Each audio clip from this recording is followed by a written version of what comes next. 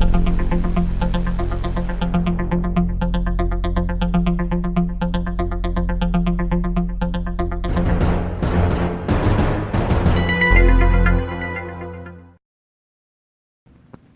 we are back once again with American Football News. This is the NFL edition coming up on Week 16 in the NFL. Okay, so a quick recap. We are coming up to the end of the regular season. The playoffs are almost set. There's some teams that have already punched their ticket. A lot of teams looking for that last-second win to maybe push another team out and put themselves up at the table. This is crunch time for a lot of people and for a lot of teams. And for a lot of teams, it's also the opposite. They're not going to get in. Their season's been done with maybe for a couple weeks now. Or this past weekend was the final killer. We'll go over that here in a moment. A few games that we'll take a look at from our past week, Week 15. We had a lot of close games. We had a couple blowouts, and we saw a couple games that we didn't think were going to go the way that they did.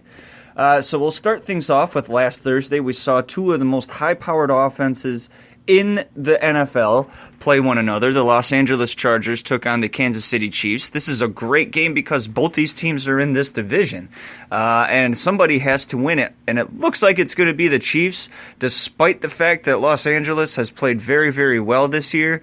But I'm going to go with Patrick Mahomes and the Chiefs taking that AFC division title. Anyways, the Chargers played them all the way through, just like the week before, and was able to defeat Kansas City 29-28. Houston gets back in its winning ways, took on the lowly New York Jets. They were able to win by a touchdown this past weekend, 29-22. The Cleveland Browns, we've been talking about them all year, and I had a feeling that they were going to stay in the conversation no matter what, because they've got nowhere to go but up, and they are definitely showing signs of that. This weekend, they took on the Denver Broncos, who have been trending downward tremendously since the departure of Peyton Manning a couple years ago. This is a team it's going to be a minute before they're back to where they once were. Defensively, they're old. Offensively, they're a mess. We only hope that Denver has a good offseason. But in this particular game, they lost to the Cleveland Browns, and the Browns' playoff hopes, as slim as they still are still alive. Cleveland wins 17-16. Well, another close game that nobody really saw coming. The Detroit Lions traveled to Buffalo, New York to take on the Bills, who are just as bad as the Detroit Lions. The Lions statistically should have been able to roll through this game with little to no effort, and they did what every Lions team since forever has ever done, and that's play down to their opponent and not do much of anything when it's needed. I feel bad for Detroit. I feel bad for the fans even more. Buffalo wins this game by 14-13. Staying in the NFC North, the Chicago Bears wrapped up their NFC North title series or campaign this season. A great turnaround. They went from the basement to the top, and all they had to do was defeat the Green Bay Packers. And the Green Bay Packers are one of those teams this year that self-imploded. This is an older team that doesn't have the firepower that it once used to have. They fired its head coach midway through the season. You got to ask how much is left in the tank with Aaron Rodgers and the rest of everybody. Do they even want to play in Green Bay anymore? That question will be answered in the offseason. We're talking about now, and right now the Chicago Bears are your 2018 NFC North Division champions, defeating the Green Bay Packers this past weekend 24-17. Oakland continues to stay in the basement, this time at the hands of the Cincinnati Bengals, losing 30-16. Shutout number one, the high-powered Dallas Cowboys, America's team. I hate that. I hate this team. I don't think Dak Prescott is a very good quarterback. I think Ezekiel Elliott is up and down, and I don't like anything about it. I don't like the owner. I don't like the logo. I don't like the colors. So this was a good game in my mind. The Indianapolis Colts with Andrew Luck trying to stay in that playoff picture, trying to punch that last elusive ticket possibly, or at least just finish out the season with a winning record would be a huge improvement. And adding the Dallas Cowboys to your list of victims this year is even better. And the fact that they did it and blanked them, Dallas didn't put up a single point. They couldn't even muster a field goal. Makes it all that better. Indianapolis Colts shut out the Dallas Cowboys 23-0. We moved down to another game that was a blank. The New York Giants, who are not a very good team this year, that probably will be losing OBJ, Eli Manning, somebody. They're going to be losing somebody this next offseason. And it's going to be interesting to see how they rebound from it. Taking on the Tennessee Titans, who also are trying to keep their playoff hopes alive, playing in a very tough division this year in the AFC South, having to go through Houston and having to go through Indianapolis. That's a division that nobody really saw being this close. The Titans are not a bad team, however, and really asserted themselves on Sunday against the New York Giants, and again blanked the Giants 17-0. Move ahead to another close game. We had a cross-conference game. The Washington Redskins taking on the Jacksonville Jaguars. The Redskins using, I think, their fourth quarterback of the season now after losing Alex Smith to that horrific leg injury that could sideline him for the rest of his career. Alex Smith had a little bit of a scare, got an infection after that particular leg was patched up. He's healthy. He's out of the hospital. Things are looking good, and that's a fairly common thing to have happen. Personally, I had a friend of mine who, at the age of 31, had 2 hip replacement surgeries, and the final one became infected. And it's a common thing. It's a common thing. But our thoughts and prayers are with Alex Smith and family. Maybe he'll find a way to get back onto the gridiron someday. And if he can't, more success to you in life on your future endeavors. Anyways, a recap to the Redskins-Jaguars game. Redskins ended up walking away with a win, 16-13. Move over to the Tampa Bay-Baltimore game. Tampa Bay simply trying to maybe put together a winning season. Baltimore kind of in that playoff picture, but a lot of things have to happen for them to get in. The Ravens did the right thing, though, this past Sunday in defeating the Tampa Bay Buccaneers 20-12. A surprise game that nobody saw really happening. The San Francisco 49ers took on the Seattle Seahawks. The Seahawks playing very, very well as of late. A very dangerous team. Come playoff time, they're missing their usual defensive power weapons, but Russell Wilson is making up for that by having a phenomenal year at the quarterback position. However, the team didn't have a phenomenal game this past Sunday. San Francisco took Seattle to overtime and put it away with the last-second field goal. The 49ers picked up a very elusive win this year, 26-23.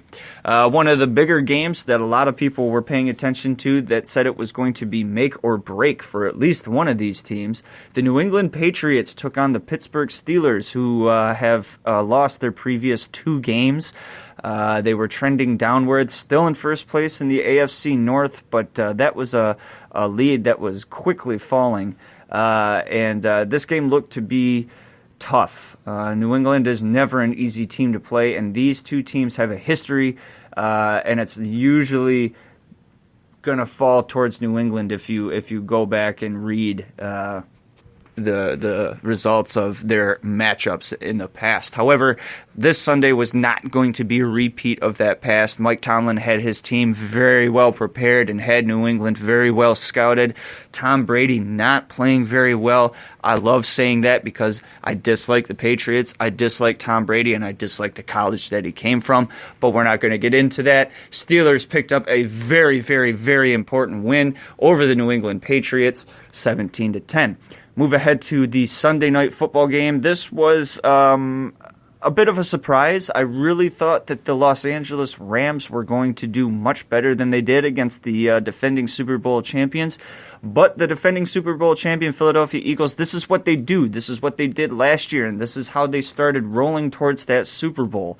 And their winning ways are continuing with their Super Bowl winning quarterback.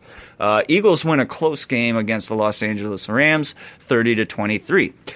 Week 15 concluded last night with a NFC South matchup featuring the New Orleans Saints taking on the Carolina Panthers. This was a snoozer of a football game, but New Orleans trying to play conservatively and trying to protect those players for their playoff run because these guys are serious about making a run to that Super Bowl. Saints ended up picking up the win over the Carolina Panthers, 12-9. We take a look very, very quickly at some playoff scenarios, starting with the AFC. In the AFC East, the two top teams are going to be New England and Miami. New England sitting at 9-5, Miami at 7-7. Move ahead to the AFC North. Three teams are potentially going to get in. It'll probably only be two. Pittsburgh is in control of the North, followed by Baltimore and then Cleveland. Cleveland having that tie game with Pittsburgh keeps them in this conversation, and Baltimore being 8-6 also helps them. However, they're going to have to have a lot of magical things happen in order to get in.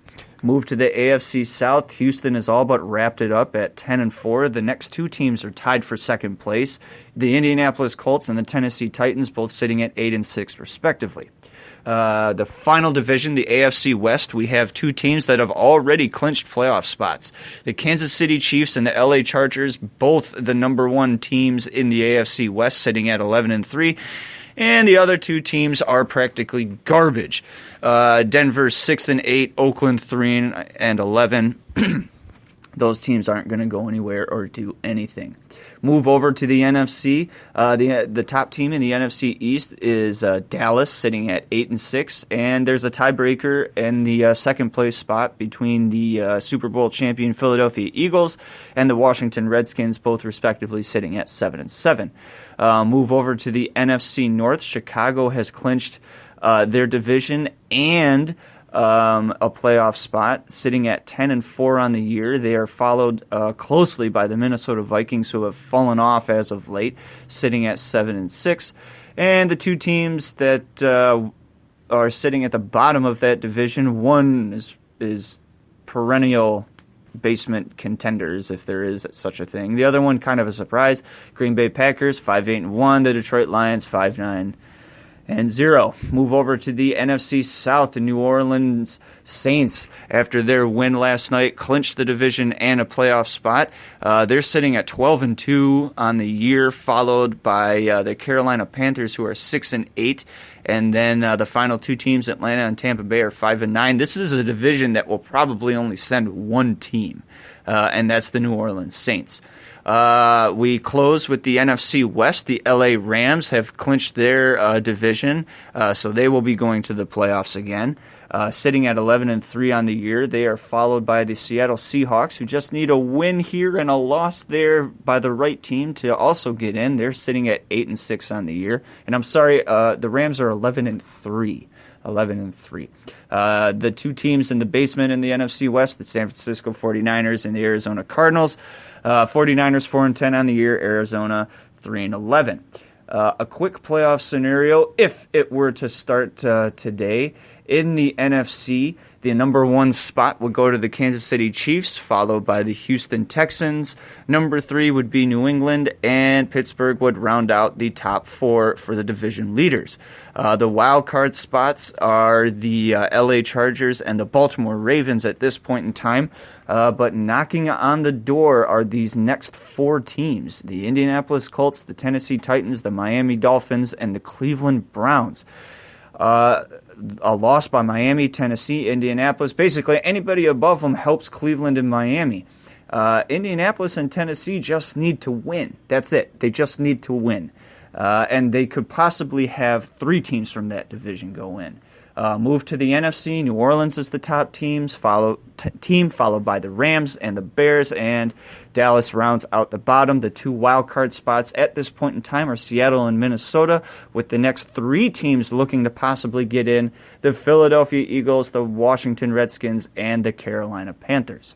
All right, so that's it for this week. We only have about 5 seconds left. Take a look at this week's upcoming games. Watch Sunday Night Football. Have a Merry Christmas.